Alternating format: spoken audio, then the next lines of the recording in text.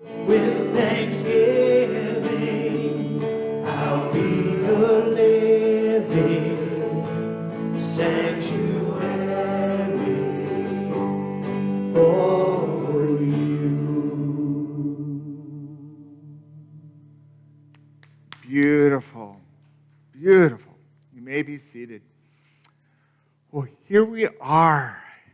I love November, this beautiful weather and Thanksgiving coming up. We've been following the wisdom of Paul in Galatians chapter 5 in the fruits of the Spirit. And this is our 9th fruit of the Spirit, embracing gentleness. Now, it's important to know that these fruits of Spirit, these virtues, these values that we can take into our existence, into our life, are powerful. But we don't focus on gentleness exclusively. We don't focus on love exclusively, or peace, or any of these values. But that doesn't make them less important.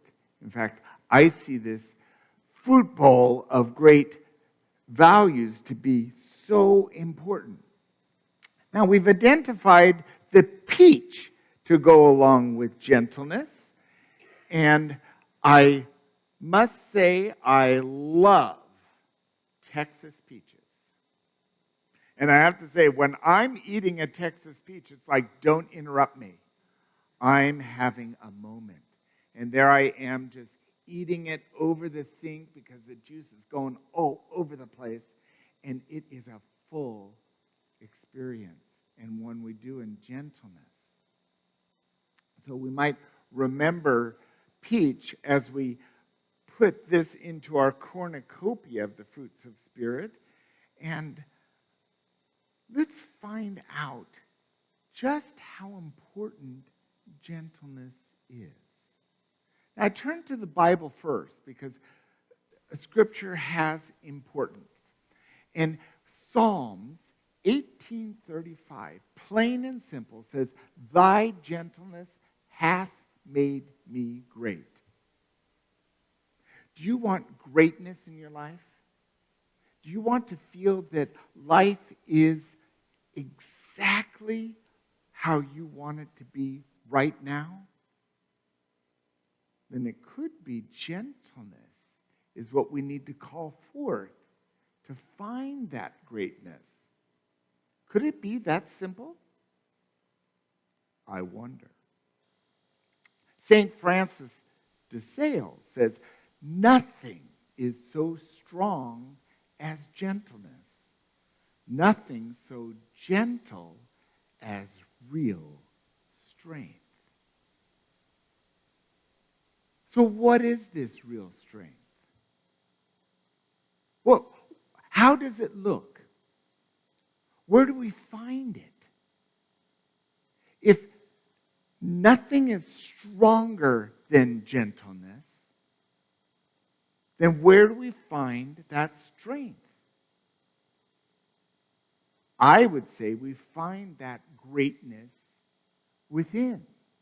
I'd say we find it in our communion with God, with our Christ consciousness, with those very values that bring us into awareness of our oneness. Now, I ask you this question. Think of any living or past leaders. They could be religious leaders, they could be professors, they could be coaches, they could be world leaders or national leaders that you truly respect.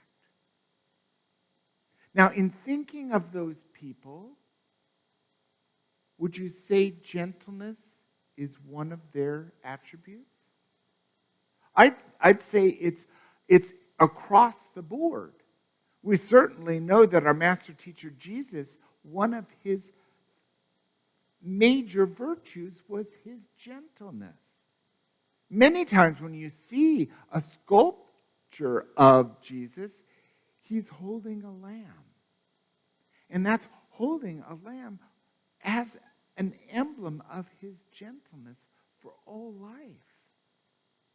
Mother Teresa or Gandhi, or you pick a leader and see, you're going to find gentleness as a major part of their strength that calls us to respect them, calls us to remember what they had to say about life, because it guides us, doesn't it? It opens us to know how to be. The Dalai Lama, a great religious leader and certainly a gentleman, says, of course, when I say that human nature is gentleness, it is not 100% so. Every human being has that nature, but there are many people acting against their nature, being false. So if gentleness truly is our strength, when gentleness is part of what makes us who we are, then why is it that we spend so much time being false, not being connected with that nature? Now, there's times when we just go into judgment, we go into fear, we go into lack, and we go into doubt. We're not exempt from, if there's anyone here who's exempt from that, I want to study with you, because I'm not there yet. But more and more, as I bring the practice of prayer and meditation fully into my life, as I release my attachments to they done me wrong, and invite forgiveness and acceptance, I experience greater times of gentleness, of peace, of understanding, of centering. And this is what I'm being called to. And I think it's no accident that one of these fruits of the Spirit is gentleness.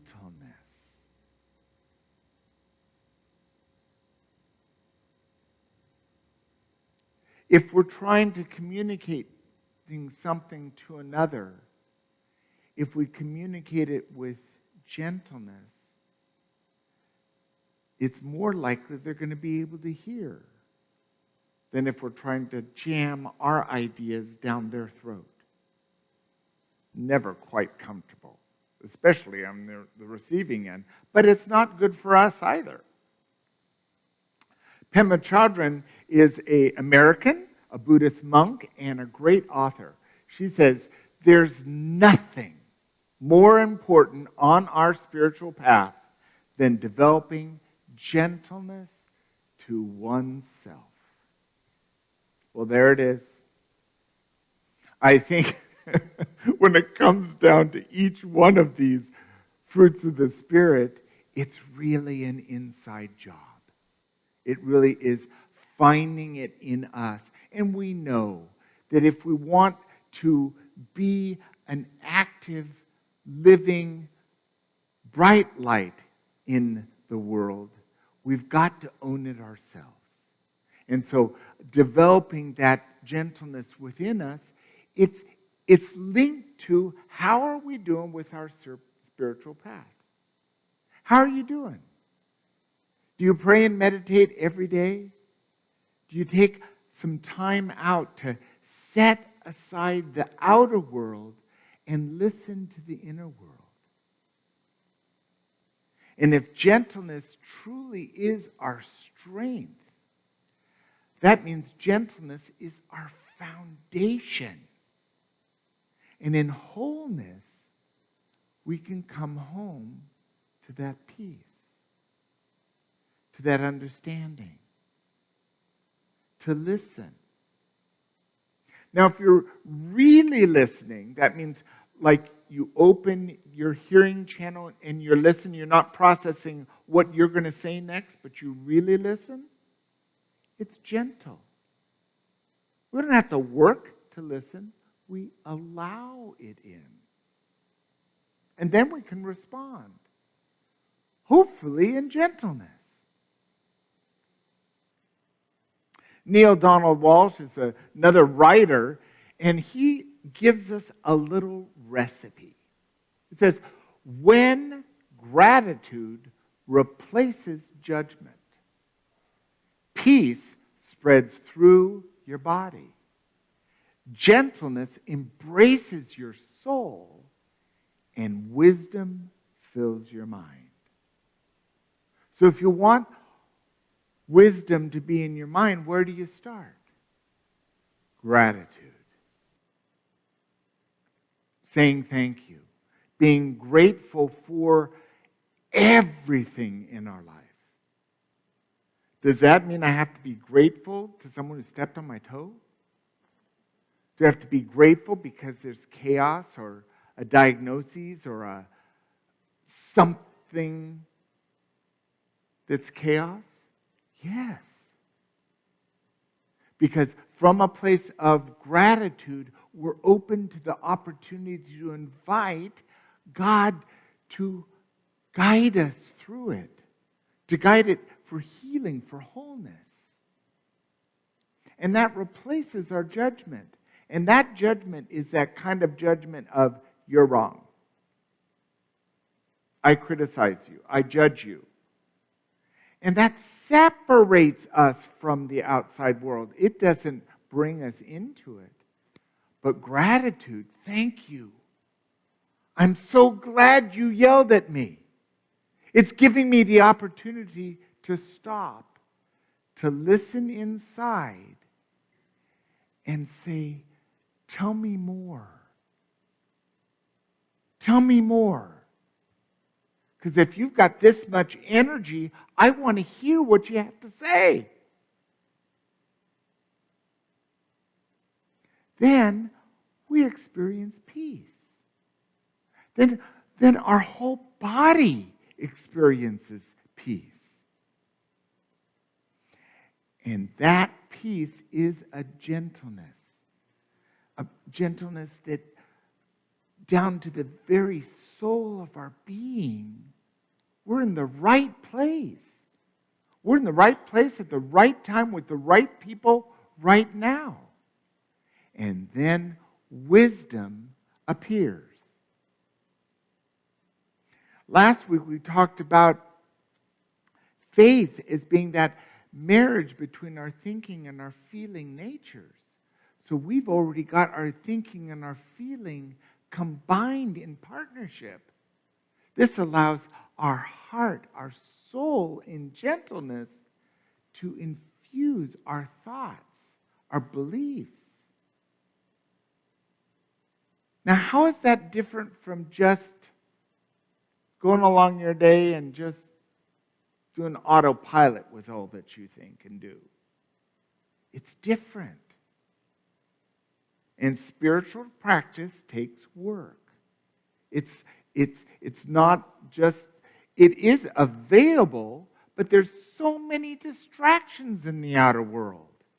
This is why it's important for us to bolster ourselves with gentleness,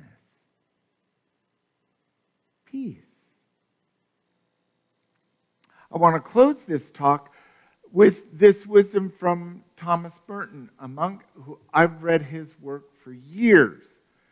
It is in deep solitude and silence that I find the gentleness with which I can truly love others. So it comes full circle back to our prayer and meditation time. Myrtle Fillmore, in her wisdom, chose silence as her path to her ultimate healing. It started a movement of New Thought people who recognize that it's within this inside connection with gentleness, with peace, that all our dreams can be manifest. It's no small matter. And it's available to us this day by just saying yes. yes, I'll meditate. I'll take time to go deep within and embrace with our soul gentleness. And that's the fruits of spirit, embracing gentleness.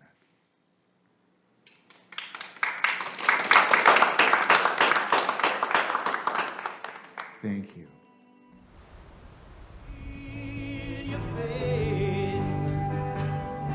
Step out on the water. Release your faith. Every step is stronger. Step out on the water.